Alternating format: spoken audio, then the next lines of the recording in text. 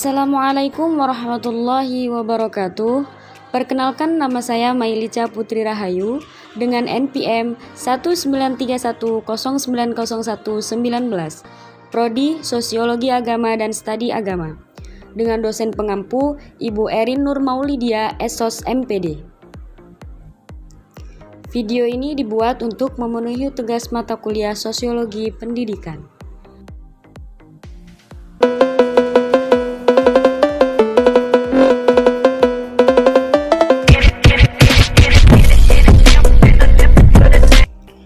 Pendidikan demokrasi.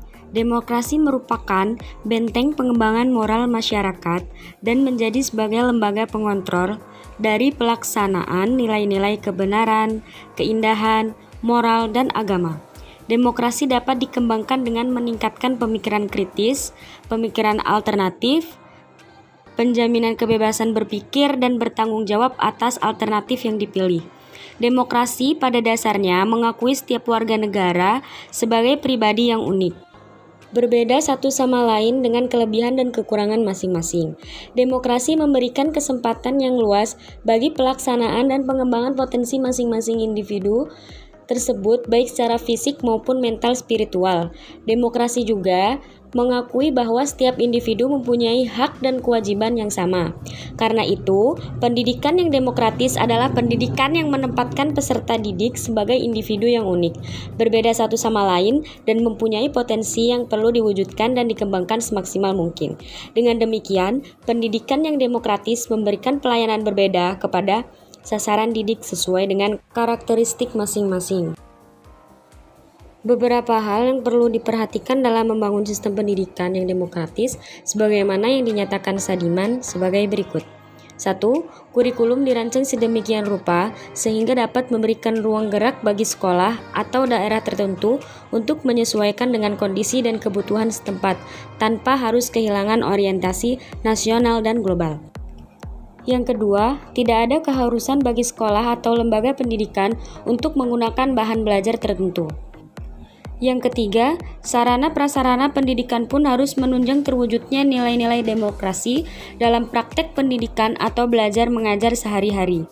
Yang keempat, sebagai komponen sistem pendidikan, guru harus bersikap demokratis. Dan yang terakhir, proses pendidikan atau belajar mengajar hendaknya mencerminkan nilai-nilai demokrasi. Globalisasi pendidikan.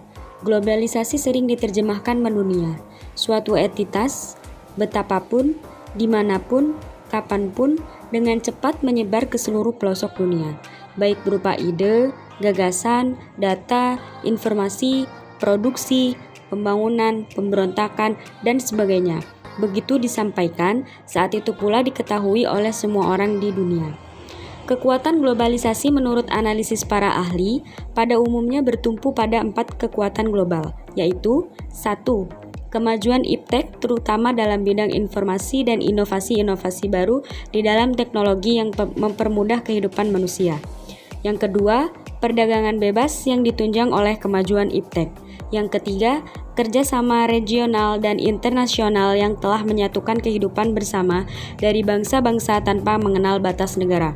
Dan yang terakhir, meningkatnya kesadaran terhadap hak-hak asasi manusia serta kewajiban manusia di dalam kehidupan bersama, dan sejalan dengan itu semakin meningkatnya kesadaran bersama dalam alam demokrasi. Dampak positif globalisasi pendidikan. 1. Semakin mudahnya akses informasi. Yang kedua, globalisasi dalam pendidikan akan menciptakan manusia yang profesional dan berstandar internasional dalam bidang pendidikan. Yang ketiga, globalisasi akan membawa dunia pendidikan Indonesia bisa bersaing dengan negara-negara lain. Yang keempat, globalisasi akan menciptakan tenaga kerja yang berkualitas dan mampu bersaing. Dan yang terakhir, adanya perubahan struktur dan sistem pendidikan yang memiliki tujuan untuk meningkatkan mutu pendidikan karena perkembangan ilmu pengetahuan dalam pendidikan akan sangat pesat. Dan adapun dampak negatif globalisasi pendidikan. Yang pertama, dunia pendidikan Indonesia bisa dikuasai oleh para pemilik modal. Yang kedua, dunia pendidikan akan sangat tergantung pada teknologi, akan berdampak munculnya tradisi serba instan. Yang ketiga, globalisasi akan melahirkan golongan-golongan di dalam dunia pendidikan. Selanjutnya, semakin terkikisnya kebudayaan akibat masuknya budaya dari luar. Yang terakhir, globalisasi mengakibatkan melonggarnya kekuatan kontrol pendidikan oleh negara. Pendidikan masa pandemi, masalah dan prospeknya. Dengan adanya pandemi COVID-19 ini, pemerintah memberikan kebijakan untuk membatasi aktivitas di luar rumah dan untuk tetap berada di rumah sampai meredanya pandemi ini. Adapun hal yang dapat dilakukan untuk mencegah penyebaran terinfeksi virus corona adalah dengan menerapkan 3M yang dianjurkan pemerintah, yaitu menjaga jarak, memakai masker, dan mencuci tangan menggunakan sabun di air yang mengalir. Diharapkan dengan dilaksanakannya 3M dapat mengurangi penyebaran virus corona di sekitar masyarakat.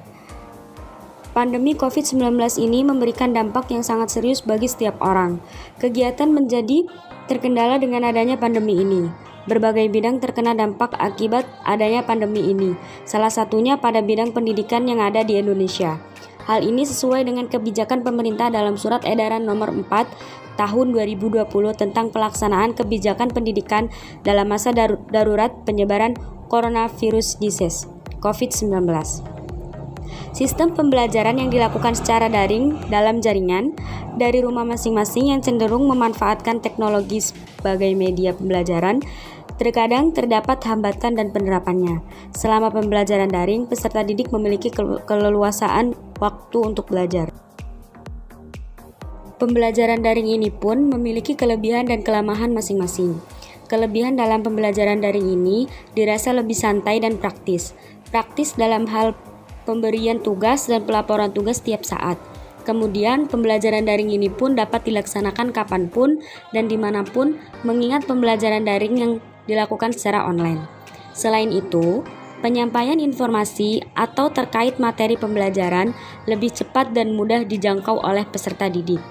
Para peserta didik dapat mengaksesnya dengan mudah. Selanjutnya, para orang tua peserta didik dapat langsung memantau ataupun mendampingi anak-anak mereka pada saat pembelajaran berlangsung. Dan yang penting, guru dan peserta didik mendapatkan pengalaman baru dengan adanya pembelajaran daring. Meskipun ada kelebihannya, tidak menutup kemungkinan ada kelemahan dalam proses pembelajaran daring yang dilakukan.